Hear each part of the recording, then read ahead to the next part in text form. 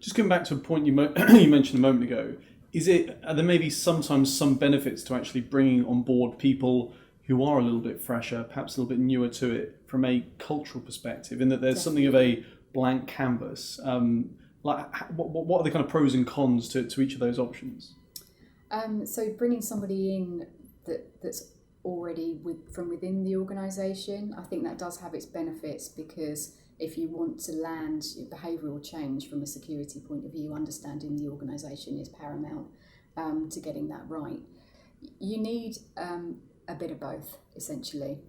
Too much of one and you're going to miss opportunities. I think that you'll get from, as you say, the more malleable, fresher person.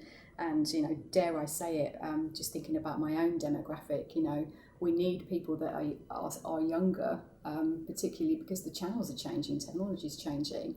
I certainly don't understand how to use certain media anywhere near as much as, for example, my 13-year-old daughter. So I need people to tell me where things are going so that I can communicate with the audience in the right way. And certainly, a company that I've been working with recently, for example, their workforce are very young, but at the board level and the non-exec director level, they're a different demographic again. So there's a completely different way of communicating with those two, influencing in terms of where do you spend your money, what's important, why it's important.